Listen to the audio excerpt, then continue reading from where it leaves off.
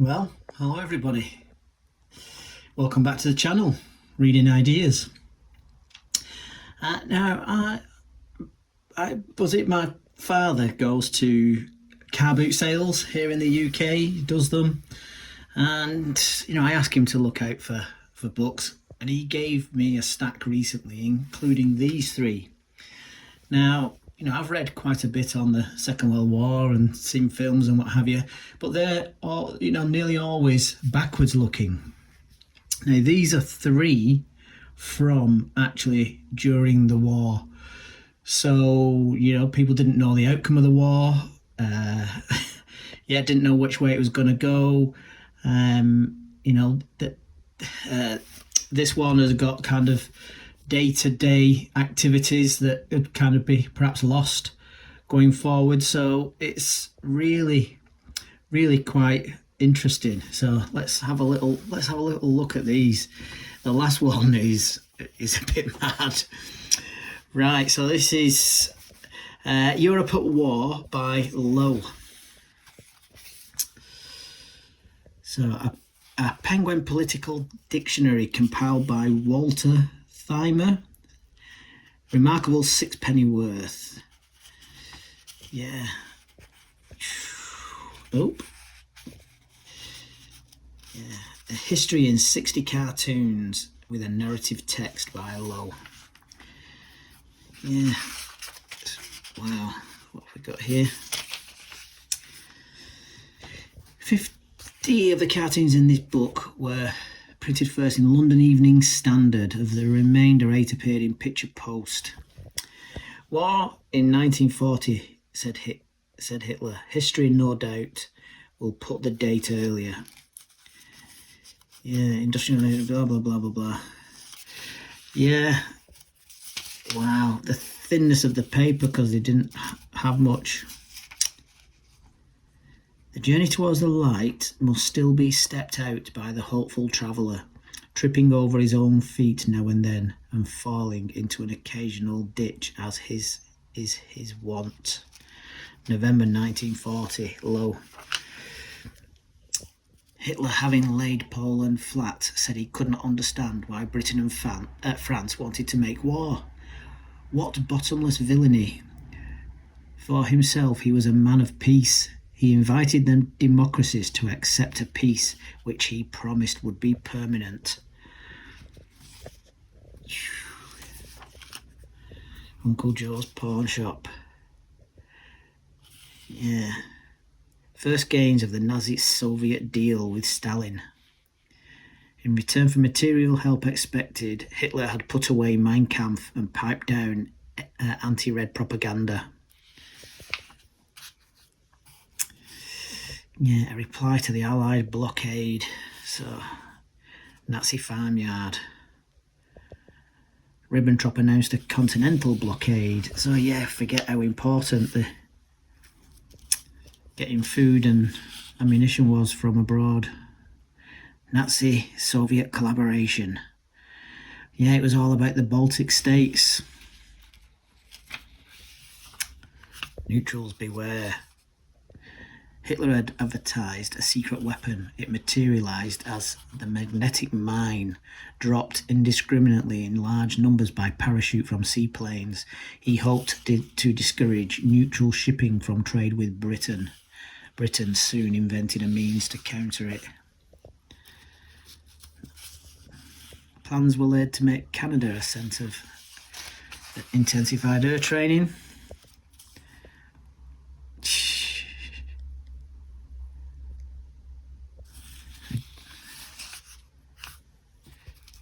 Oh, see what that wicked Chamberlain makes me do. After Finland, the position of the small neutrals had become increasingly perilous. They feared to collaborate for mutual safety because of compromising each its strict neutrality. Belgium particularly had rigidly avoided giving any excuse for troublemaking. Nevertheless, disquieting reports of German activity came from the Dutch and Belgian frontiers. Hitler thought their neutrality was not sufficiently pro-Nazi. As good neutrals, they should fight the British blockade.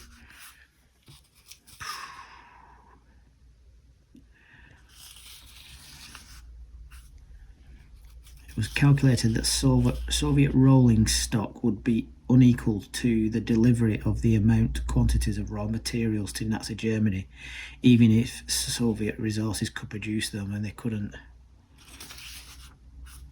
Yeah. No, the minister can't see you, and you can't see him either. Big bully rattling the sabre at us innocent little ones. Yeah. Trying to force the little countries to do the bidding. Musical chairs in the Balkans. Hitler was concerned at the British efforts to put his supplies of iron ore through Norway. War news in neutral Italy, Russia and Spain was restricted to the distorted Nazi version. Pea shooters. Uneasiness grew in Britain over the speed and scope of actual war production. Look at that for a drawing. The hope of freedom, the threat of slavery. Wow. While the British and French governments were in crisis, Hitler opened the war in the West by invading Holland, Belgium and Luxembourg.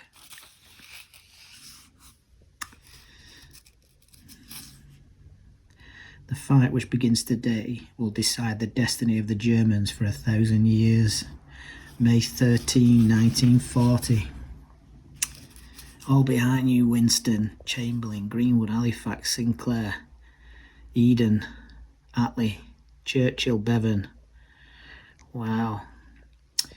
Criticism of the British government's shortcomings reached a climax. Winston Churchill formed a national government including Labour and Liberal leaders, which inspired the country with new energy. Belgium revisited. The dead of 1418. What a drawing. The Nazis' quick advance destroyed Dutch resistance. Wow.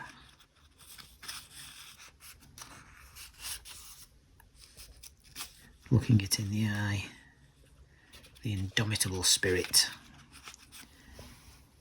In response to an appeal for help from Belgium, the British and French left their fortifications. The Maginot Line. This is what the Nazis are prepared for. Stay there, I'll be back. The British Parliament gave the government the right to conscript every person, each piece of property, and all the financial resources of the realm.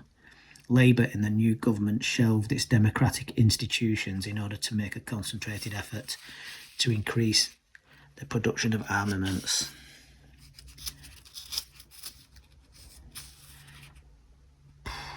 You can't stop tanks with brave hearts alone. Send us more machines. Message from Flanders. Oof, look at that. The angels of peace descend on Belgium.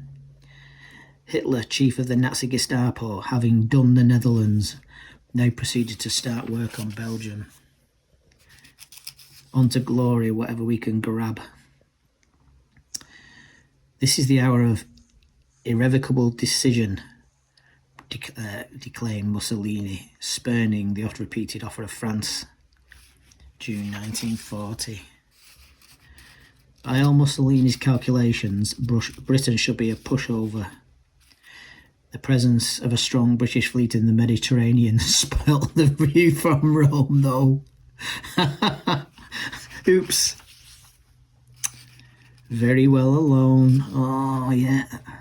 Preparations were underway in Britain to resist invasion.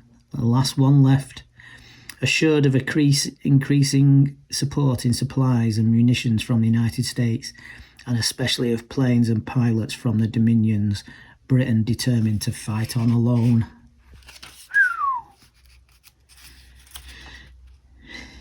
Yeah. Liberté, égalité, fraternité were abolished. That's not France. The commemoration of the fall of the Bastille and the birth of the French Republic passed over in a France in which the Republic was no more.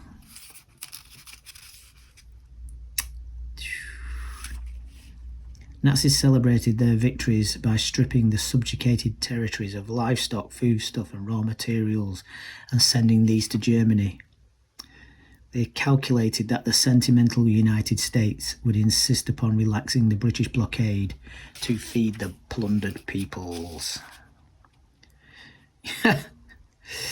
Yeah, sounds a bit of a familiar tactic. Opinion in the United States showed a growing perception that in a world that contained Hitler, there was no such thing as isolation. Aircraft production. British airplane production under the energetic Lord Beaverbrook began to show phenomenal results. After little and inglorious fighting, fascist Italy had been able to impose armistice terms on beaten France. Yeah. Oof. Look at these. Reception committee. Hitler had announced that he would receive Britain's surrender in London on August the 15th. Owing to unforeseen circumstances, the ceremony was delayed. The Cockney Heart, impregnable target. At long last, the air blitzkrieg began with a series of night raids, mainly on London.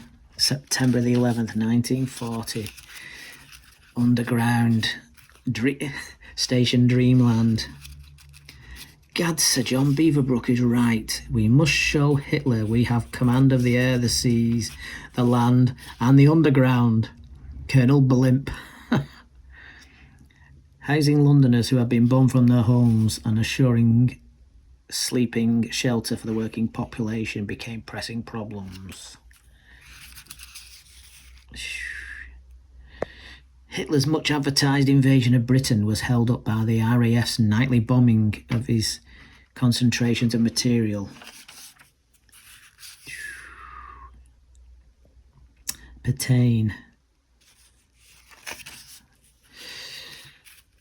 USA came to the conclusion that in helping the British Navy, it was helping itself, so it gave 50 reconditioned destroyers to Britain. Britain, in turn, feeling that the security of the British dominions leased bases in the West Indies and elsewhere. What, nothing for dear old Joe? The pact between Nazi Germany, Fascist Italy and Japan declared a new order, whereby the world, whether it liked it or not, was carved up into spheres of influence. Europe for Germany, Africa for Italy, Far East for Japan.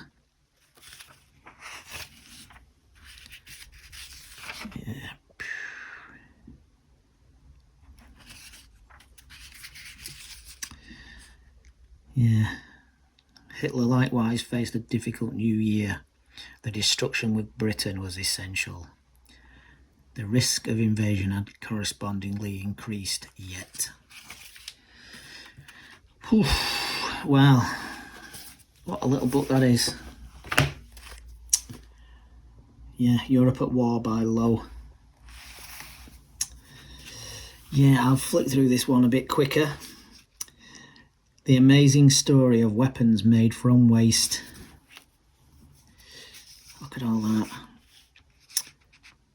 So this Battle of the Atlantic, they risked their lives that Britain may be supplied. So this is like propaganda for the war effort. Hand over your stuff. The lot. Each 5,000 tons of waste paper salvage frees one ship to carry vital munitions in the war. Look at all the details.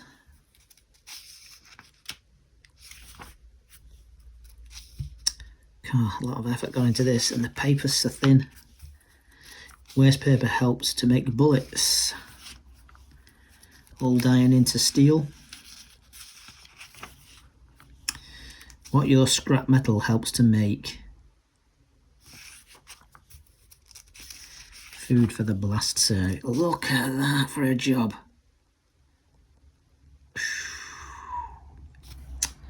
Yeah, so, yeah, women did obviously help in the war, but they gave all the heavy lifting jobs to the men. How waste materials can help to dress a paratrooper. Scrap metal, waste rubber. Look at that machine. Oh my god. Battleship things, is it? Big guns for big ships. Oh my word. Look at the scale of them against the size of a man. Look at the size of that tyre. Planes run on rubber. Yeah. Passing through the strainer. And look what comes out the other end. Gas mask tyres. That making a tyre. No, it's just all numbers. How waste materials can help build a bomber. Bones into battle. Cruiser tank. God, talk about switching everything to war effort. Rescue lot. Look at that. Handing over. Look at the clothes. Process. Origin of Mungo. Oh, there's the women. Cotton goes from the woolen rags.